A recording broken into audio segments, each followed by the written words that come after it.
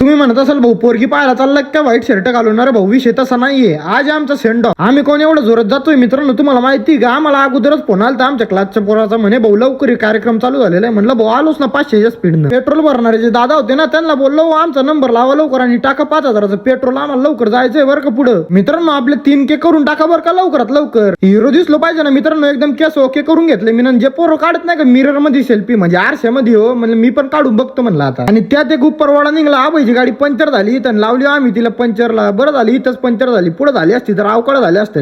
मला वाटलं माझ्या संडोप असं म्हणलं चांगलं ठिकाणी, पण आपण 500च्या स्पीडनं वारी इथं 60च्या स्पीडनं पण जायला जात नाही मित्रांनो. काय सांगू तुम्हाला, इथं तर पोचलं बरं का मित्रांनो आम्ही, पण इथं दिसत कोणीच नाही ना आम्हाला. म्हणलं आता ज्याला पकडतो त्यांनी मला फोन लावला होता. अहो मित्रांनो मी बसलो पण नाही खाली, तर मला आद्या कुठे घेऊन चालला येतच मला समजत नाही यार. म्हणलं थांब तिथंच मागं चालतंय थकलो बरं का भावांना, कुकडचे मुकडच घेऊन फिरताय बसलो एका मंदिरावरी. मित्रांनो तुम्हाला पण प्रश्न पडला का मला सांगा बरं का, चिचा खायला येले पोरी का जेवण करायला येले? एवढाच बोया शिकारीनं डायरेक्ट आम्हाला चिवडा आणला बरं का खायला, आणि आम्ही चिवडा खातोय. ही खूप जुनी विहीर आहे म्हणत्या मित्रांनो. मी 1-2 जणांना विचारलं पण याच्यात पाणीच नाही बरं का. म्हणलं भाऊ पडल मी खाली, आता बाजूलाच होते. मला जे पुढे नदीचं लोकेशन दिसतंय ना मित्रांनो इथं, म्हणलं चला आपण थोडी शाहरुख खानची रील काढून घेऊ. पण यावरतून उद्यानं डायरेक्ट दगड फेकला मित्रांनो पाण्यामध्ये. आता आमची जंगी पार्टी पा मित्रांनो किती खतरनाक म्हणते.